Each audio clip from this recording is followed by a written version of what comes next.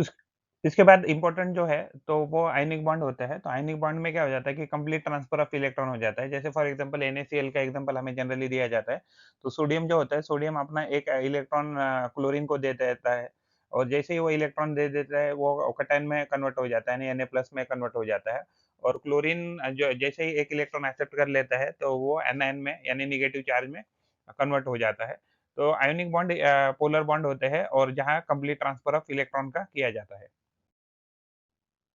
तो आयनिक जो बॉन्ड होते हैं, तो इनमें कंप्लीट इलेक्ट्रॉन का ट्रांसफर किया जाता है from one atom to second atom और one molecule to second molecule हम कह सकते हैं। तो ये फॉर्म होते हैं जनरली मेटल्स और नॉन मेटल्स के बीच में।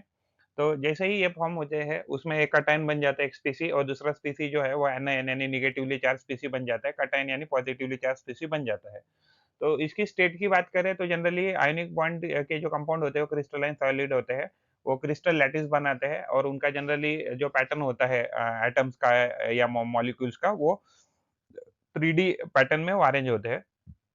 उनके मेल्टिंग पॉइंट और बॉइलिंग पॉइंट की बात करें तो ये वेरी हाई उनमें क्या होता है कि कैटायन और एनायन में वेरी स्ट्रॉन्ग इलेक्ट्रोस्टैटिक फोर्स होता है। Uh, electrostatic force of attraction होता है बिटवीन द अपोजिट चार्जेस यानी positive positive cation and negative anion. तो इसकी वजह से इनके generally melting point and boiling point very high होते हैं। तो ये बहुत लेकिन despite this they are very brittle क्योंकि जैसे ही उनके ऊपर अगर कोई फोर्स अगर अप्लाई किया जाए, तो उनके जो लेयर्स होते हैं तो वो आयन के जो उनके जो आयन्स के जो लेयर्स है वो शिफ्ट हो सकते हैं जिसकी वजह से that causing like charge ions to be pushed to each other leading to the repulsion and crystal is shattering।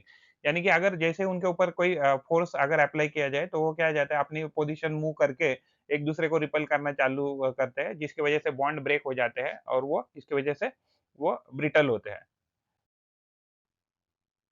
तो इलेक्ट्रिकल कंडक्टिविटी की बात करें तो सॉलिड स्टेट में जनरली आयनिक जो बॉन्ड होते हैं तो वो इलेक्ट्रिसिटी को कंडक्ट नहीं करते हैं। लेकिन if you talk about the there molten state या अदरवाइज एक्वस स्टेट तो पानी में अगर उनको डालते हैं तो हम उनको उनके थ्रू इलेक्ट्रिसिटी कंडक्ट करवा सकते हैं। फॉर एग्जांपल अगर हम नमक NaCl की बात करें तो मोल्टन स्टेट में भी इवन एक्वस स्टेट में भी हम उनसे इलेक्ट्रिसिटी आसानी से पास कर सकते हैं। तो सोल्युबिलिटी की बात करें तो ये जनरली ये पोलर सॉल्वेंट में इजीली डिसॉल्वेबल होते हैं, सॉल्युबल होते हैं। जैसे फॉर एग्जांपल वाटर, वाटर में इजीली सॉल्युबल होते हैं। तो generally insoluble in non polar solvent. तो जो पोलर जो कंपाउंड या आयनिक कंपाउंड जो होते हैं वो जनरली नॉन पोलर सॉल्वेंट में डिसॉल्व नहीं होते। जैसे गैसोलीन हो गया, बेंजीन हो गया तो इसमें जैसे सॉल्ट है